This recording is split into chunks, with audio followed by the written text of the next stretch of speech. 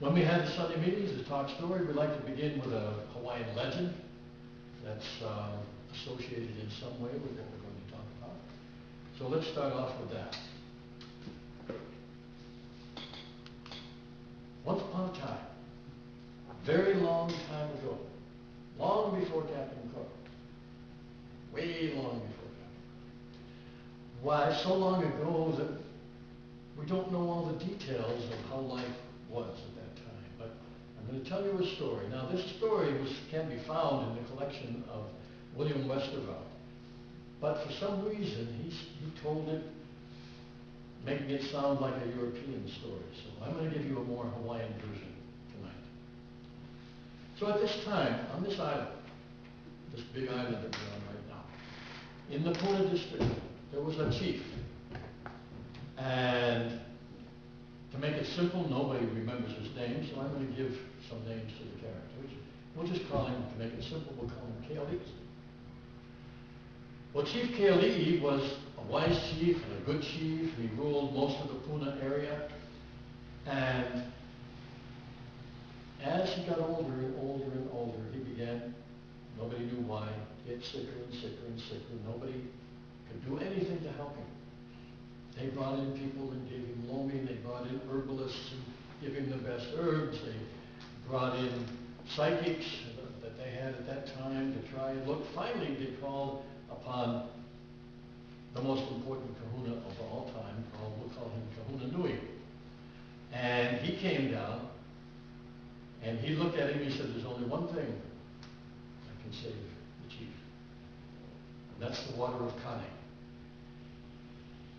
I have to give you a little aside. In lots of Hawaiian legends, there's this idea of the water of Kane. Kane in the very ancient times was a god of nature, but a god of the high places, the highest places, and a god of where the rain came from. And so Kane was considered to live in the tops of the mountains where the mist was and the clouds was, and somewhere up there he had his land, and that's where all the fresh water came from. But the water of Kane does not just mean the fresh water, it was also like the water of life. It was a healing water. And it healed not just the body, but the mind and circumstances, and it was a wonderful thing, but extremely hard to find. There's still some chants today that talk about where is the water of Kane. It's a kind of a question-response chant, very long, about it's here, it's there, where is it really?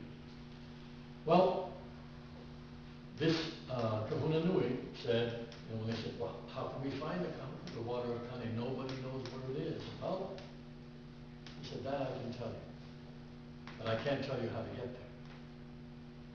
The water of Kane can be found at the top of Mauna Kea, at the lake that's called Waiau. And then he left.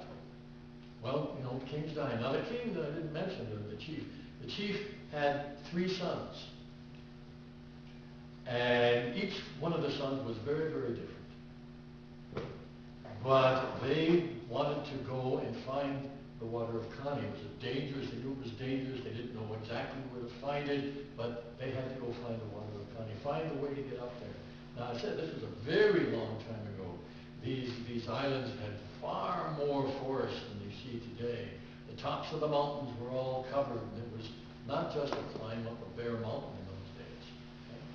So it was a very tricky place. There was a lot of mist, gullies, and ravines. There's still that. It's still tricky. Okay? But now we have roads and trails, and up there in the mountains they didn't have that. In the old days, the Hawaiians lived only on the coastline. The interior was thought to be inhabited by ghosts and by dangerous spirits and by a people called the Nawao, which means the wild ones. So anyway, it was quite an undertaking.